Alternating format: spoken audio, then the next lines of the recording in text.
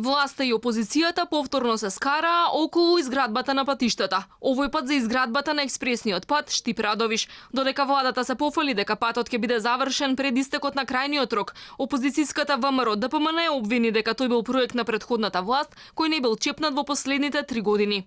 Колку инфраструктурата е важна на оваа власт може да се види од ребалансот на буџетот со кој тие скратие над 50 на милиони евра од ставката капитални инвестиции. Со делот кој СДСМ го скрати од ставката капитални инвестиции, можеше во целост да се изгради патот Штип-Радовиш, да се направи уште еден клинички центар како тој во Штип, кој еве трета година не може да го направат, но СДСМ на развој фрла пари на популизам. Од владата пак враќаат дека се во фаза на градежна офанзива. Директорот на јавното претпријатие за државни патишта дури истакна дека може да држат лекции како се гради. Министерот за транспорт Цугарески е задоволен од реализацијата на проектите и покрај тоа што парите од државното претпријатие се трошат според планираното, но не и оние од државниот буџет. Точно е дека градежна офанзива нема, ама во изградба на споменици.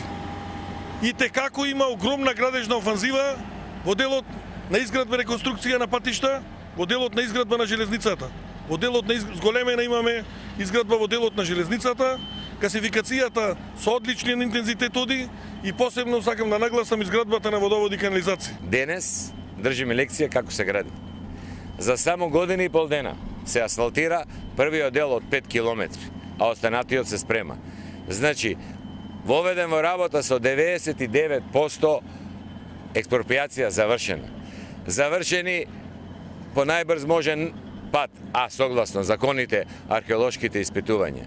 Завршени сите премостувања што за Евана, што за Телеком. Владата со ребалансот на буџетот ги скрати парите токму кај капиталните инвестиции, кои му се најважни на бизнисот за побрз транспорт на стоки. Првично предвидените 420 милиони евра се намалија за 50 милиони на 370 милиони евра. Реализацијата во првите 7 месеци изнесуваше едва 24,5% од планираното за цела година.